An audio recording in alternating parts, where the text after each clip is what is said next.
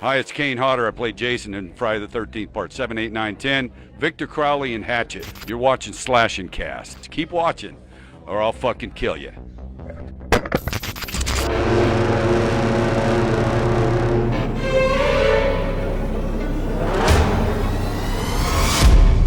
Welcome back, horror fans, to another episode of Slash and Cast, a show that brings you all the biggest horror news of the week every week. We are your hosts. My name is Riley. My name is Nick. Except for last week, of course. Sorry, we got busy.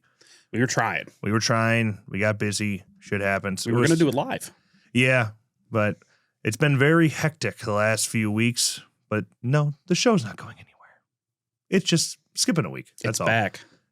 Wow, we did it. We did it. Yeah, pretty quick episode today. Just some fun topics we want to talk about. Kicking things off with Evil Dead the Game. Man, when's the last time we had an update on Evil Dead the Game? A while. Long time. 2 years, I guess. Yeah, it's been a minute. Unfortunately, this is not good news, but it's also not surprising news. I'm actually I'm shocked at how people have reacted to it. Yeah. Although there was no warning, so we'll talk about it in a second. But Evil Dead the Game has been officially delisted off of all storefronts. You are no longer able to purchase it beyond a physical copy at, online retailers and whatnot. So, but you can't go onto the store anymore and buy Evil Dead the Game. However, if you already owned it, you can still play it. And apparently Saber's plan is to keep the servers online as long as they can. Yeah, no warning. Just slowly getting removed one by one from the storefronts. Yeah, and I wouldn't care, because it's obvious to me that they lost the license. I thought it was going to be like a year ago. Yeah, I know the game's only been out for 3 years, but these license deals are often year-to-year based, or maybe they did 2 years, and then you start to do year by year, and you redo the deal, yada yada.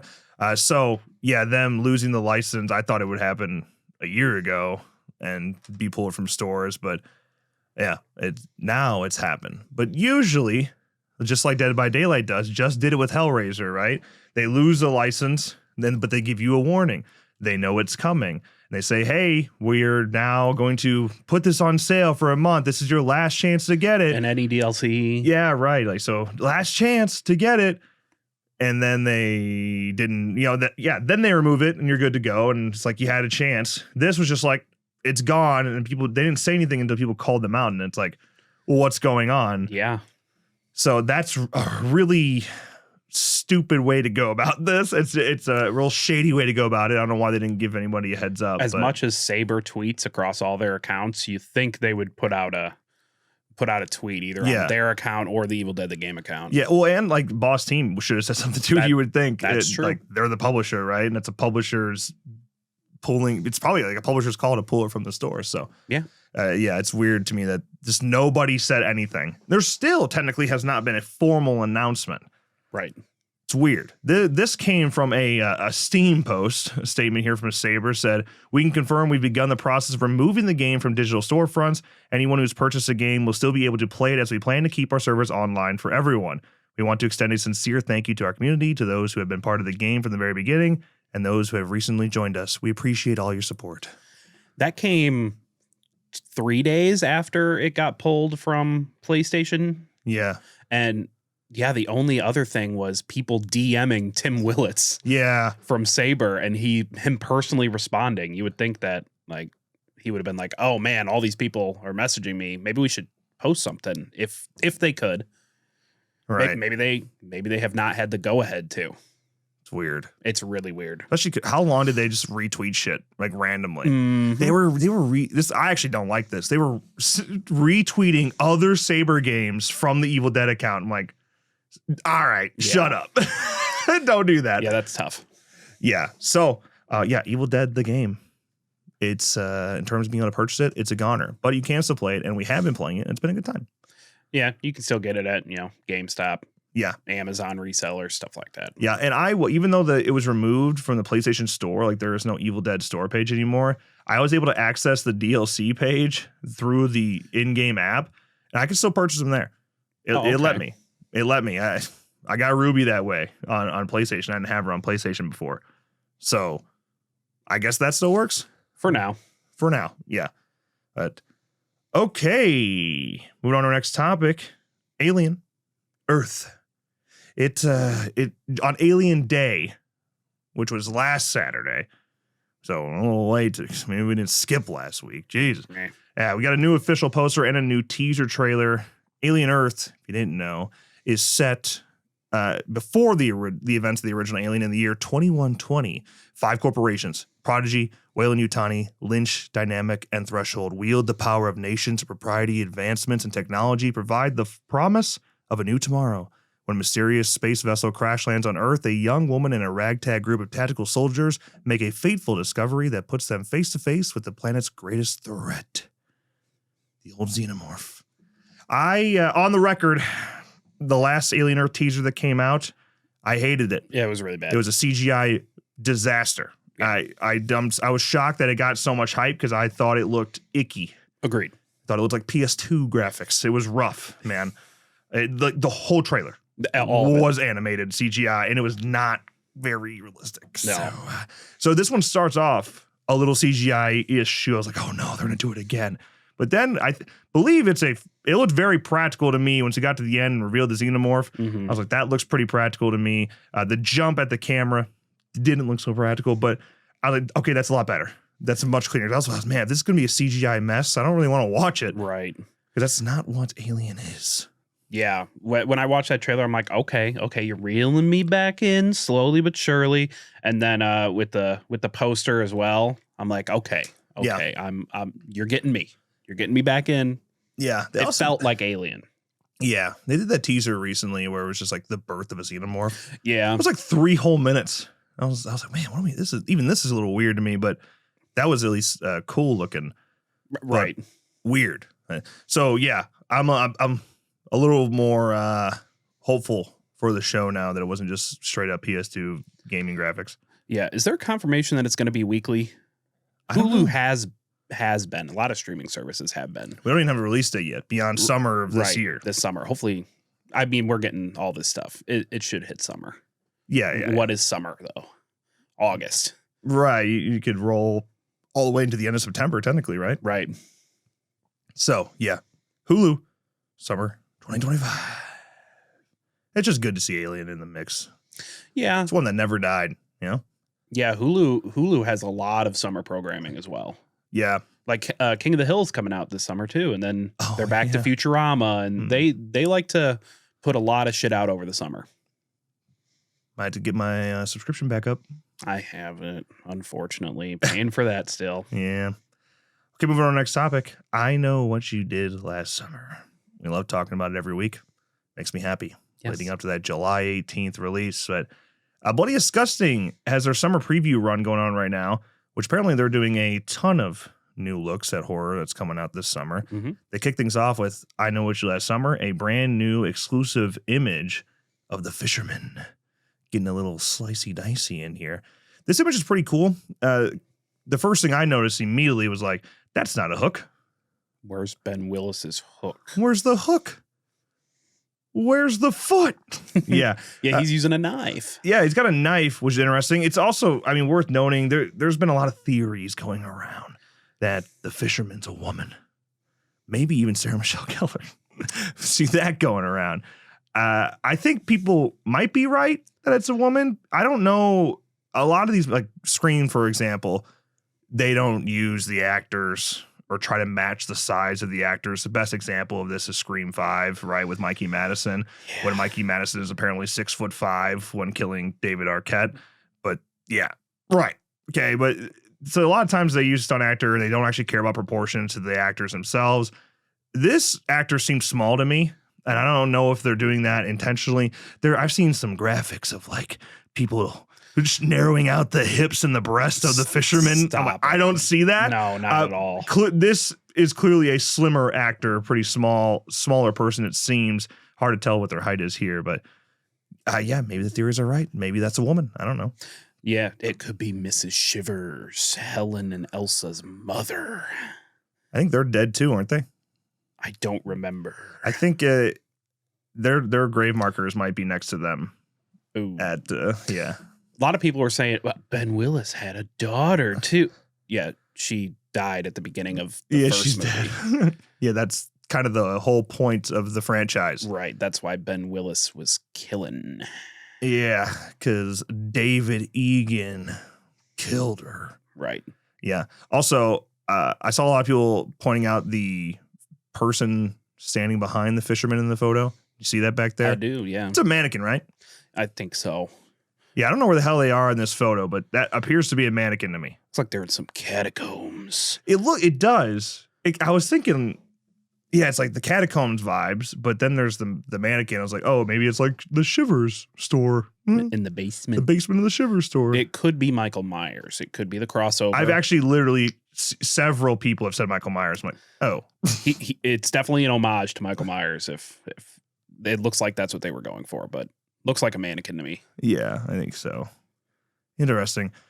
Jennifer Kane Robinson has another quote here. Director Jennifer Kane Robinson said, "The slicker, hook, and body count are all getting an upgrade. The hook is a weapon of choice, but this time the fisherman has a lot of more in the arsenal. We looked at all different nautical-themed weaponry for the fishermen to collect victims with. We got a taste of that in the trailer as well. With that harpoon. Yeah. Okay. Yeah. I don't know where else you go beyond harpoon, hook, knife. A net? A net? Catch them in a net. Yeah, you could. An anchor? A big, huge boat anchor? Maybe a hook on a chain, right? I'm down. Fishing pole? Just come here. Okay. Moving on to our next topic. Fear Street Prom Queen got its first trailer this past week. If you haven't heard of Fear Street Prom Queen, based on the 1992 R.L. Stein novel, The Prom Queen, the fourth film in Fear Street. Prom season at Shady Side High is underway, and the school's wolf pack of it girls is busy with its usual sweet and vicious campaigns for the crown. But when a gutsy outsider is unexpectedly nominated to the court and the other girls start mysteriously disappearing, the class of 88 is suddenly in for one hell of a prom night. Kind of sounds like Carrie, don't it? It sure does. Yeah. I honest to God, the trailer is giving me, like, I think people are going to hate this movie. Like, I think people are not going to like it. Like, your critics are not going to like this movie. I think the audience is going to have a blast with it. It is rated R for strong, bloody violence and gore, teen drug use, language, and some sexual references. I can take the sexual references, but teen drug use? How dare you? Unbelievable. Yeah. I will say it seems like a very self-aware film. Even the trailer is. So, yeah, it's got me all in. It looks like the exact cheesy 80s prom vibes I'm looking for. Yeah. Shady Side High. Also, R.L. Stein. Goated. Yeah. So, yes. Yeah. The trailer, it's got me intrigued. Coming May 23rd on Netflix. I love the poster as well. Yeah. Yeah. Again, seems even more self-aware. Yeah. 80s, early 90s kind of poster we got here. Yeah. Love it. Winning just might be the death of you. That's their tagline. Yeah. Are you a fan of the Fear Street films? Haven't seen them. None of them? No. Oh, my God. No, I was waiting for the... You do that before you watch this one. Those are the rules. That is what I do. Yeah, I was waiting for the last one to come out, and then I got busy. Now I'm like, well, I'll just wait for the next one. Now the next one's coming real close. Yeah. It's only a couple weeks away. I did that with X, Pearl, and Maxine. Yeah. They were all out, watched them all in a marathon. Loved them. Really loved them. So I'm definitely going to check these out before prom night, if you will. Yeah. Fear Street, I think, captures the nostalgia of decades very well. Although, you can't be exactly nostalgia over 1600s, but that's what I've heard. Yes. Yeah. The first two with the 90s and 80s, very nostalgic. It was a good time. Going to prom. Yeah. It's actually our hometown's prom this weekend. I know. I drove by a bunch of them taking photos out at the park. Yeah. Wow. It was stormy and cloudy and ugly out there. They were having a great time. Yeah. It was not a nice night for prom. Yeah. But maybe these characters will have a better prom night for Fear Street Prom Queen. Just don't go outside. That's what I do. Let's talk about Matthew Lillard for a little bit. Two topics. Matthew Lillard right here. First of all, we've talked about it before. Carrie was greenlit from Prime Video being produced by Amazon MGM Studios, an 8-episode series coming from Mike Flanagan as writer and showrunner. We've heard that news a lot. Like, it's been rumored over and over again, but now we're actually hearing some casting news because apparently Matthew Lillard is at the top of the list to star in the new Carrie. As who? I don't know. The principal? The gym teacher? I don't know. Could be. But Matthew Lillard is just back. He's in everywhere. General. It's crazy. Love it. No one deserves it more, honestly. He's a lot of our childhoods. And so that fact that he's having such a renaissance right now with Five Nights at Freddy's, he's doing The Life of Chuck with Mike Flanagan already. Yep. Back to Scream. Back in Scream 7. He's just everywhere right now. So yeah, him apparently in talks to star in Carrie works for me. I'll take it. In other Matthew Lillard news, he's been doing some press this past week, and of course, everyone for his whiskey run going right now, which is pretty sweet. I just got his tequila. It's nice. Got to get the whiskey next. Premium stuff. Yeah, he has been asked a lot about Scream 7 while doing this press run here. And in an interview with that hashtag show, he said, "I've said for the last 20 years that Stu is still alive. I'm finally glad I get to sort of prove that." But yeah, so that was like as close as we've come to him straight up saying Stu is alive up to this point because of everyone that's been confirmed, including David Arquette. Is there any other dead characters that have been confirmed? I don't think so. Not dead. Oh, duh, Roman Bridger. Well, yeah. So, yeah, you have these dead characters being confirmed. It's like, how is that possible? And a lot of us are assuming it'd be deep fakes, getting phone calls, FaceTimes from past killers and things like that. Well, if he's alive and he's saying things like that, changes it a little bit, don't it? Sometimes you got to just lock these cast members up, man. Yeah, true. You can't be spoiling all this, even though we knew Stu was alive. Yeah. This whole time. He also did an interview with comingsoon.net, and he mentioned that he's been on set a lot with Nev and things like that. I'm like, you're on set with Nev? Why? So you're alive? Yeah, exactly. Yeah. And he said that the original plan was to not reveal him until the trailer, which again, I also think that's interesting. Not until the trailer, okay. And was like, we were worried sneaking him in and out of set. Eventually he'd be seen and it'd leak, like, which I think is true. It's just everything that's been said made it feel like he was going to just be a deep fake, and that wouldn't involve him really being on set or having multiple days on set. Right. So yeah, obviously he's got a little bit more of an intimate role, it seems, and that's interesting. He seems very excited about it though. Says the script's great. Feels like old school Scream. Yeah, he's giving us the bullet points we want to hear, I guess. With Kevin in charge, man, he's really going all out. Yeah, you gotta wonder. Don't blow it. Yeah, maybe we get Melissa Barrera at the end. God, you want to blow my fucking mind. See, yeah, if you want to sneak her into a trailer, then all of a sudden we're all back in, huh? Yeah, that's not going to happen. Yeah, that would be cool though. Yeah. Last but not least, The Death of Snow White. We'd mentioned it a couple weeks ago that it was coming out in theaters. Well, it ended up getting pushed back with the goal of locking in more seats, getting a larger theatrical run. They're currently in theaters up in Seattle and Regal Cinemas. They got a 6-day run going over there, and the plan is to expand beyond that afterwards. But they just got a new trailer as well, which I believe premiered through IGN, which is sweet. Yes. Yeah. It's a theatrical trailer, and if you like the first trailer, you're going to love this trailer. I think they really cooked this one. It's a very, very well done trailer. Agreed. So I'm so excited for those guys. Just getting the hype that they are, getting an actual theatrical run, having so many people say fuck Disney as a result. Yeah. We're having fun.